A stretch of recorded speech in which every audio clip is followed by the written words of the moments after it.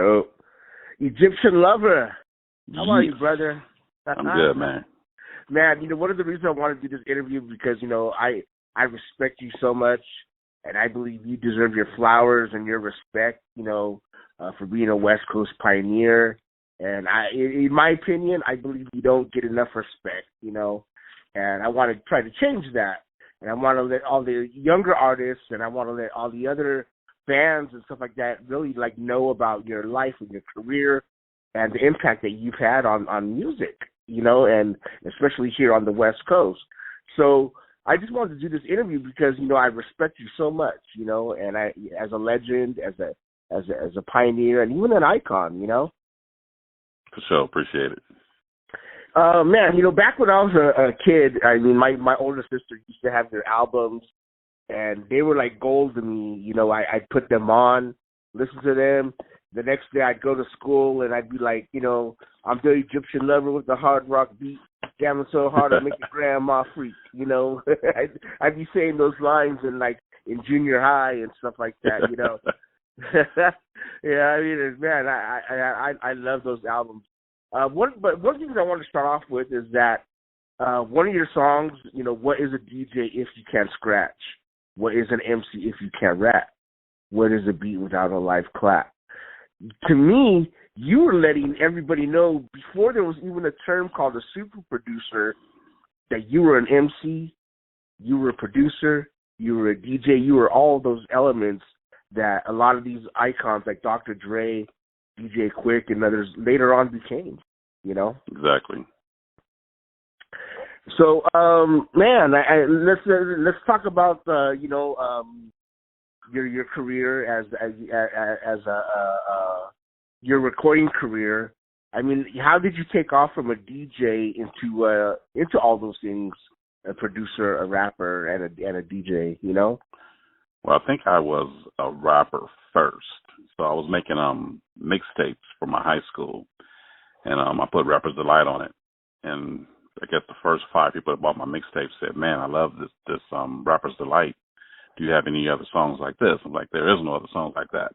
So I tell you what, I'll make one for you. I'll rap on an instrumental beat, and I'll bring it to school next week. And so when I brought them to school next week, they sold so fast. I had to, make some more. Pretty soon I was selling mixtapes with raps on them, like maybe 30 cassettes, like in 2 days. Wow. Had to raise the price to like $8, and it was just selling. Then I rose the price to $10, which was unheard of back then for a cassette tape. And I would just sell them out. I mean, I bought a brick full of cassettes and was just dubbing them all night long. I didn't get any sleep for school the next day. Just kept dubbing them every hour, just changing them over and go to school with 30 tapes, 50 tapes, and sell them all like within the first 30 minutes when I'm at school. You still have any of those? I wish I did. I think I got one somewhere, but it would be like gold today, man. Like everybody I contacted, they don't know where they are. People stole them, and so it was like one of the early raps. And then of course Curtis Blow came out after that, and then Grandmaster Flash. And then there was a lot more rap, and it was pretty cool. So I was always a rapper before I even thought about DJing, but I was making pause button mixtapes. So like I would only had one turntable at home and a cassette deck, and I would repeat the record over and over again, spinning it back, repeating, spinning it back, and repeating, not knowing I was kind of DJing for myself, using a cassette deck as a recorder, holding the pause button and unpausing it on a certain part of the record I wanted to record, and pausing it again, then unpausing it, and just repeating it over and over again so the record could repeat like I'm DJing, but I'm not really DJing. I'm just doing pause button mixtapes. So one day, this grown man walked up to my school while I was getting on the bus to come home, and he said, "Egyptian Lover," and I'm like, yeah, that's me. He was like, "You made this tape?" And he showed me the tape. I'm like, oh my goodness. His daughter must have had the tape, and he heard it and heard all the crazy curse words, and he about to kill me.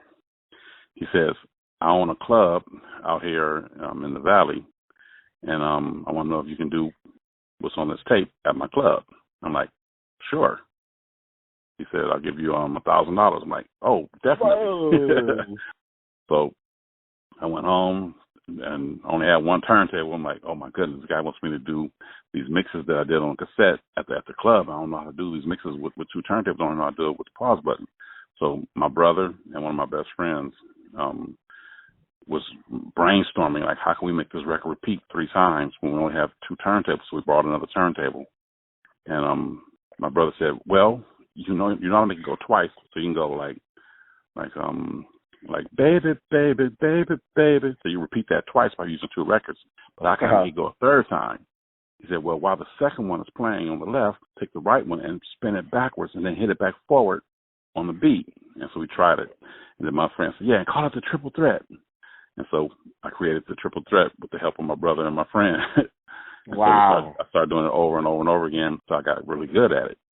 And then my brother said, the record always starts when the label is pointing at this certain position. So you can spin the record back when that label goes back to that certain position, you know where the record starts. Mm-hmm. You really don't have to use the headphones, you can just spin it back. So I'm listening and I turn the headphones down real low so I can hear a little bit of it. And I spin it back and it always started where that label was a certain area. So I knew where every record started by looking at the label. So I didn't have to put stickers on it. I just kind of memorized where the label was when the record started. So I practiced for like a whole week, learned how to mix and DJ, bought some records. My uncle took me to the club.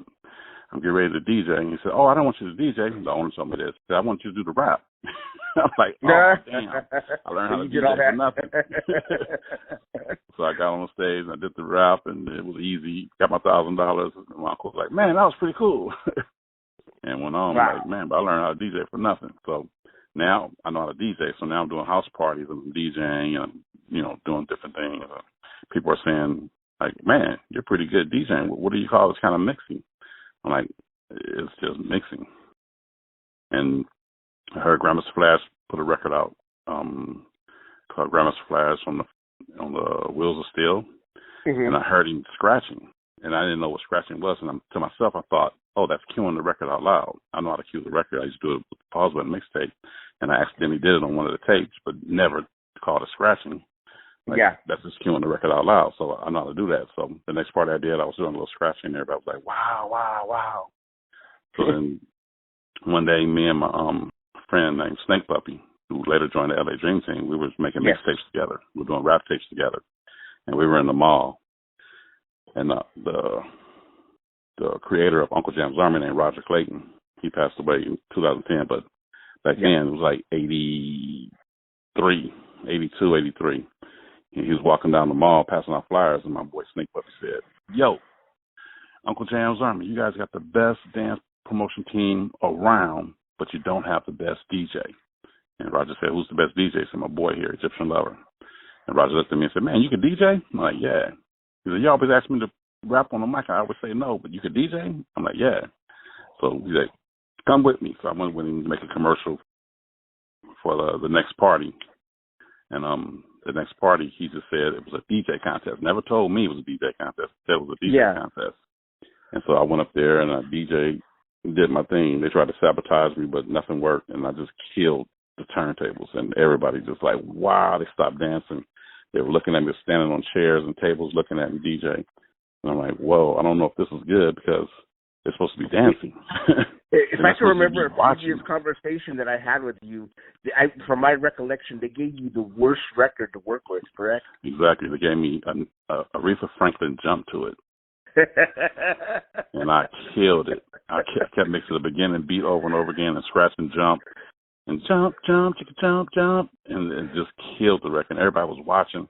And I thought I was in trouble. But, man, Roger came and said, man, that's you doing this? I'm like, yeah. He said, what records you want? So he started giving me the records I wanted, and I started killing the turntables. And I became the DJ for Uncle Jam's Army. All the other DJs who came for the contest, they turned around and walked away. Wow. Wow, man. I wish there was video of this. Man, I wish it was. Nice. So, yeah, I mean, Uncle Jam's Army, I mean, what more can we say? I mean, they laid you guys laid the foundation, you were putting out music, you're doing the dance parties that had like 10,000 people at the sports arena. And it was all new. It was all brand new to everybody. So, I mean, like when songs were coming out like Planet Rock, it was brand new. Nobody heard these songs before, so we were playing these songs at these parties, and it was just a new thing for everybody. I mean, synthesizers were new, drum machines were new. I brought a drum machine to the party. Nobody even knew what a drum machine was. I didn't know a week before I brought it to the party what a drum machine was. And things just took off. And it was just, every day was like a week. I've had a drum machine in my presence before, and I've tried to, like, mess around with it. How the hell did you learn it so quickly and so easily? Man, I think it was just like DJing. It just came to me. And I had the guy at the Guitar Center who worked there kind of showed me how to program it, and I vaguely remembered it when I went home. And then I did the basic stuff. Then another friend of mine said his friend was a drummer who actually had an 808, so I went over to his house, and he showed me how to do part 2 and make the beats longer and how to do fills. And so then I started doing a little bit more. So all within that week, I learned as much as I could about the 808, then brought it to the dance and played it for 10,000 people. Wow.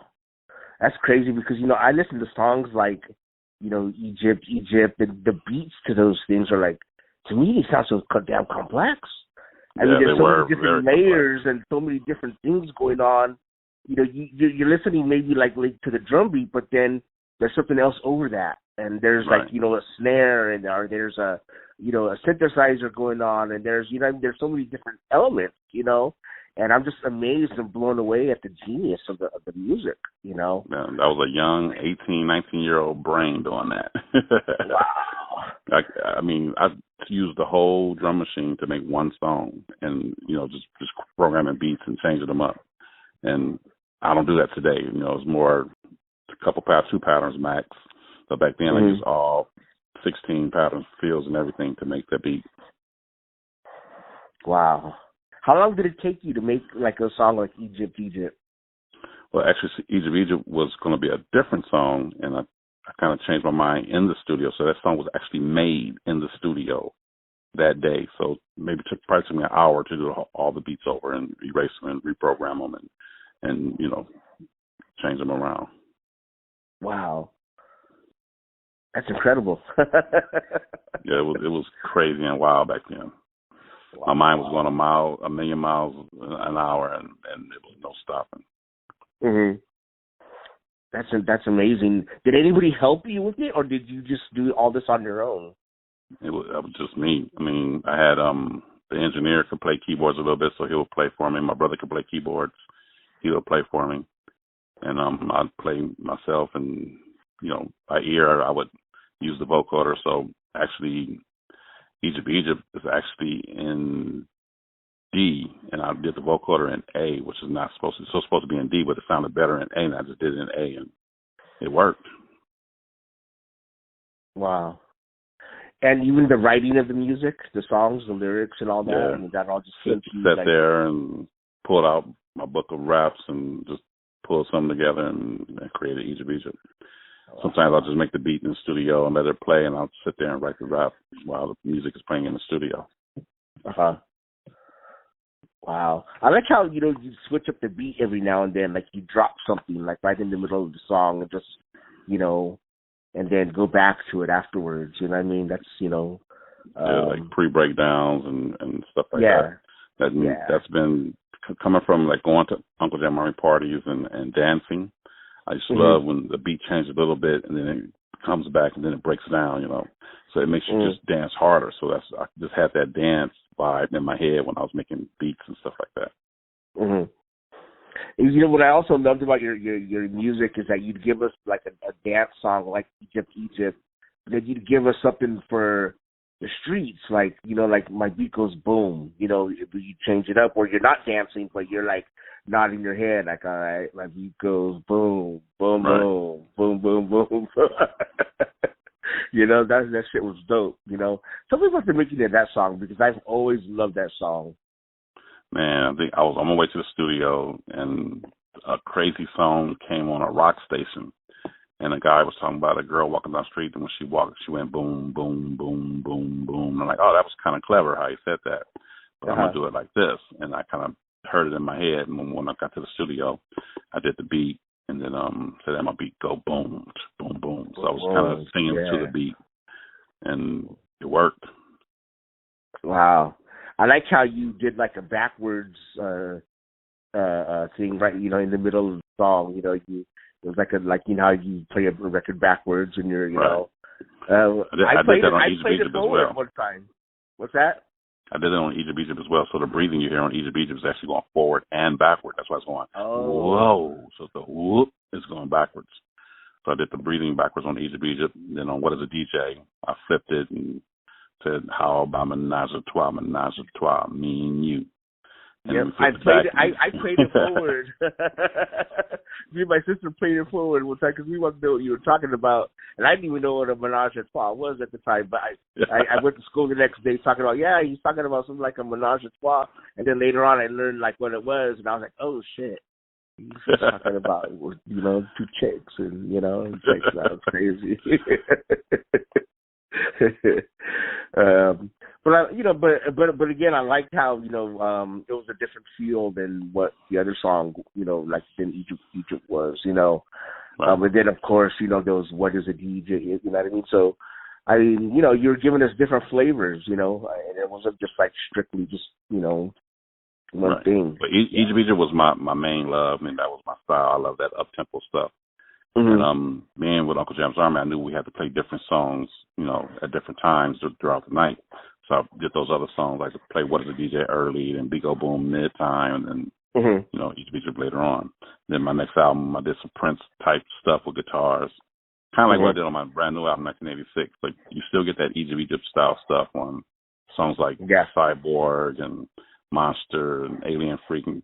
And then I did some slower stuff. It sounds slower, but actually the beat is faster. Cinnamon Oil Massage. Then I did some I Need a Freak stuff like Freaky Girl, and I did a Prince song called Volcanic. So the brand new album has all that old Egypt on there, and people are actually loving it. I mean, it's selling like crazy right now. Yeah. I love that remake of I Need a Freak that you made, man. That shit was hard. Boom. Yeah, when I heard Sexual Harassment, I was like, oh, that's my style right there. That's Prince, and that's me. Yeah, that went hard. Woo. Man, I was thinking about it the other day, as a matter of fact. I was like, I need a freak. I need a freak every day and every night. Have you heard the new album yet? 1986. I started going through it, yes. So that's why I wanted to do the interview, so we could promote the album. And you got to check out Freaky Girl. Freaky Girl is like I Need a Freak Part 2. It's nice. Really cool. Nice. Uncle Jam's Army put out some songs, but it sounded like it was you basically doing it. I was actually producing it and writing it, so I was actually pretty much doing 90% of everything on there. Because Girls, was that you or Uncle Jam's Army? That was me. Okay, yeah, Girl. Okay, I remember Girls. So Uncle Jam's Army was Yes, and Dollar Freak, yeah. Yeah, there we go. Yeah, Dollar Freak. I remember the Hello Baby. Yeah, and that was your voice, I believe. Yeah. Okay. Yeah. So let's talk about those albums and those records. I mean, Uncle Jam's Army started putting out music and you were producing them. After the sports arena, when I played the drum machine, Roger looked over at me like, man, the crowd is loving it. I said, yes, we need to make a record. So we went to the studio probably that week. And I wrote Dollar Freak and Yes, and we did it in the studio that week. We did both songs like in the same day. Mm-hmm. And we hurried up and put them out. And back then, you can get a record pressed in a week. We got it pressed up. And probably 2 weeks later, when we had another party, we premiered the song. And people just loved it. Brought it to the radio station, and they could not stop playing it. Yeah. I mean, Dollar Freak was dope. I remember my sister had that record. And I remember it was like, hello, baby. What the sing? Can I pick you up in my limousine? Yeah, it was straight L.A. style. I mean, the freak, everything was freak in L.A., and our parties was full of freaks, and everything was freak. And that song just came out, and it was like, it was an L.A. big hit. And then it started traveling, started going like to Detroit and Texas and Florida. And I went back to the studio and did Egypt like another 2 weeks after Dollar Freak. And Roger was saying, oh, no, you can't put that record out right now because this record is out. You got to wait at least 6 months. So we waited. I held that record for 6 months, man. It was burning my hands. Like, man, I gotta wait. And then 6-7 months later, I released it, and that was it. That's crazy. And yes, was basically just you guys saying yes on the record. That was just basically, there was really no lyrics. It was just saying like yes. Oh no, it was lyrics too. Was there? It was verses in there as well. Oh, okay, because I remember just the yes. Right. Yeah. There was a bunch of lyrics on there. It was a full song. And crazy beats. I mean, the drum machine on that is unheard of. But it was those beats I was using at the sports arena, and it was hitting them certain Vegas speakers hard. Mhm. Yeah, and another favorite of mine was Girls. Man, I love that part where you just start dropping names. Lisa, Sharon. Yeah. That was pretty good. That's my favorite part of the song, man. When you just start dropping them names, Lisa, Sharon. And we kind of did them in two takes. So we did one right side and one left side. So we put the headphones on there, bouncing back and forth, left and right. Wow. That's crazy, and what's amazing to me is that, you were a youngster when you were making all this, and when I was that age, I mean, I wasn't even thinking of anything so complex, I think listening to Prince albums and the albums that were coming out at that time gave me a lot of ideas, so my creative imagination was just gone. Like, okay, I can do this, I can do this, I can do this. I need to go to the studio, and I would go to the studio, and all these ideas would come out, and I would tell the engineer, how can we do this, this, this, and this? And say, okay, we can do this way, this way, and this way. Let's do it, and we do it. Nice. Wow. The LA scene, really took off afterwards. We all know what happened after that. Do you feel like it forgot you in any way? Like after that, like do you feel like like hey, I'm here and I did my thing. You know what I mean? And no, because I kind of left LA and kind of went everywhere else. So okay, the whole time out, I think in the '90s, early '90s, I was still just on tour. I've been on tour since '84 and haven't stopped. So wow, so you go all over the world and play. Well, I was all over the United States at that time, so I would do like in Louisiana and the South area. I think I was just there for like 10 years straight. They were just blowing up just every weekend, a bigger show in Louisiana and in the South area. And it was just like I made a whole greatest hits called The King of Ecstasy just because they were just in love with all these up-tempo songs.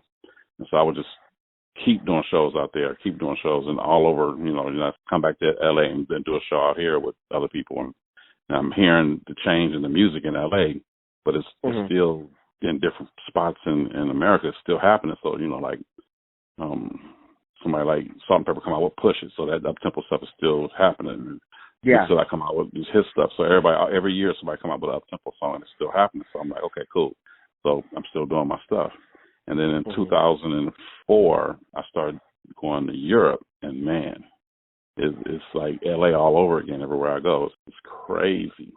Yeah. And I've been doing that since 2004, and now it's, to 2021. I'm still getting bookings like crazy in Europe. Wow, that's great, man. I'm so glad like people like are all over the world appreciate your music. And and can respect it and understand it and love it. They call it. They don't call it hip hop. They call it electro out there. It's like electro funk, electro, and man, it is electro. But I call it hip hop because you were rapping and you were hip hop is old school. Yeah. Yeah. And in Uncle Jam's Army, we just call it dance music. Exactly. I wish that there was. I know that there's been talk of like documentaries and stuff like that, but I really wish like I could go on Netflix right now and just put on an Uncle Jam's Army doc, Exactly. And just learn about all of you guys and have everybody else learn about all you guys, Because I was there. We did a small one. We did a small one with Red Bull, and it's on YouTube right now. So you put Uncle Jam's Army documentary, it'll pop up. It's a short one. It's probably like only 15, 20 minutes long, but it's pretty cool. That's so good stuff. Yeah, I mean, I was there at you guys had a reunion right before the sports arena was demolished. Right. I was there at the park with you guys, and and it was great seeing a lot of you guys come together. I know that Roger passed, and I wish he could have been there to to be a part of all that. But it was nice seeing a lot of names come together. Exactly. And and you guys really have a real history here, and I just think it needs to be celebrated and just definitely. So let's talk about the new album, man. I mean, this is the third of your 1980 collection. Yeah, your 80 series. 1986. Man, you've been on a mission putting out 3 albums.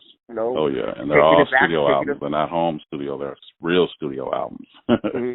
So the quality is huge. Sweet. And you're basically taking everybody back to the dance floor, right? Exactly. Taking them back to the 80s, and you'll hear the real drum machine, the real analog synth.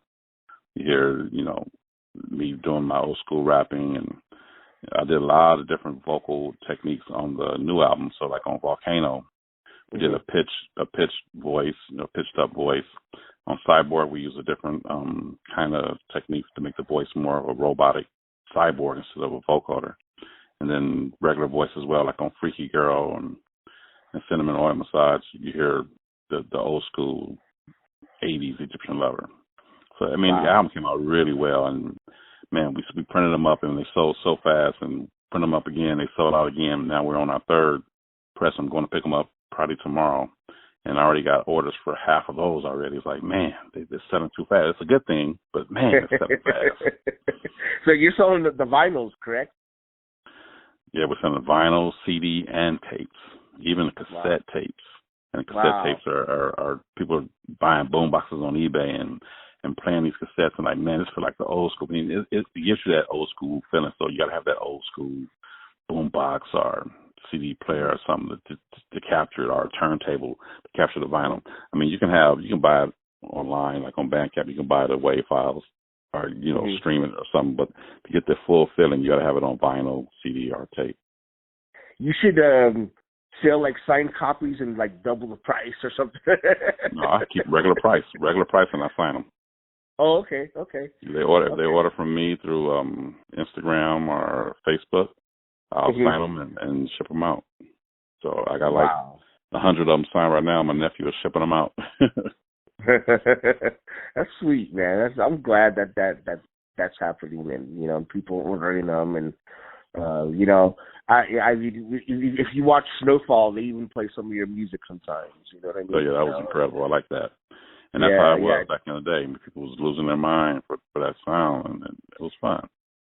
Yeah, that's what I tell people all the time. I'm like, man, like, watch Snowfall, and you'll really hear what LA was, see what LA was like before, there was listening to NWA or Ice-T or anything like that. Like, you got like these gangsters driving around to electro music, Exactly. So that's what it was. I mean, it was just a feel good kind of music. Even today, it's just a feel good kind of music. And you gotta have all kinds of music. You can't just live your whole life with one kind of music. You gotta put other kind of music into your life, so you're in a different mood throughout the day. You're not in the same one mood the whole day, because then you'd be a boring person. But you can change your mood up and do different things. And I mean, even back in the day, we had people making slow tapes. You go to the swap meet and buy a slow jams tape. And you might have a girl in the car, and you pop in a slow jam tape. Different moods for different occasions. So you gotta broaden your music, and just live a good life. But I think the party music was so valuable because that's where people came to meet. They heard new music there. They heard new music. They heard it loud. They heard it. We had like 100 surround Vegas speakers. So when they come to our party, they heard these brand new songs real loud. The first time they ever heard Run DMC, they heard it through those speakers. Like, wow, what is this? First time they heard Herbie Hancock's Rocket, they heard it through those big speakers. And like, whoa, what is this? First time they heard Dollar Freak and East of Egypt through those speakers, and they're like, okay, this is a hit. So, I mean, just having that party and the radio station come in and listen to what we're playing, because they're not playing this kind of music. They're listening to what we're playing, then they will write it down and go play it on their stations. And other DJs will come and say, wow. And then we had a record store as well. So we'll play records knowing we the only one have this record. Come to our record store and buy it. People be lined up the next day at the record store. Okay, I need this record, and this record. Double. Yeah. So I can mix I wish the later generations could have experienced something like that, because you can't really have big parties like that without it getting turned out, by bullshit shooting and stuff like that. Well, but it depends on what kind of music you're playing. If you're playing nothing but gangster rap, everybody gonna have that gangster rap mood, and your party gonna get turned out. Yeah. But I wish there would have been 10,000 people at a sports arena, and I could have been there, or the just later generations could have just experienced that, Exactly. But man, great. Man, tell us where and how we can buy your new album.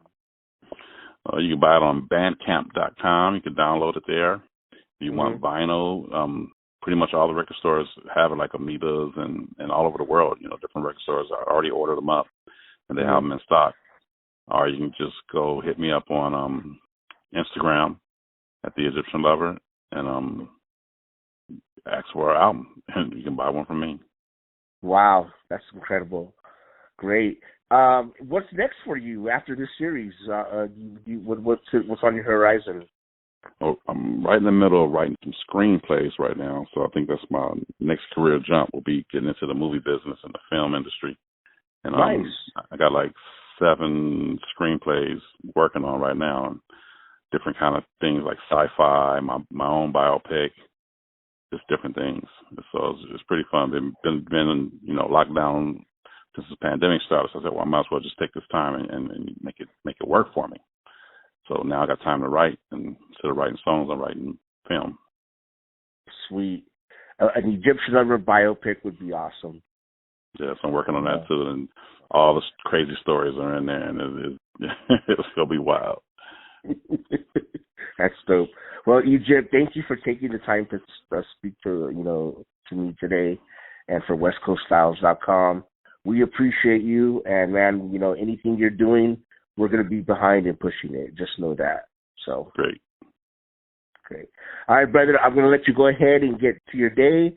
Again, thank you for being our guest, and man, just keep doing it.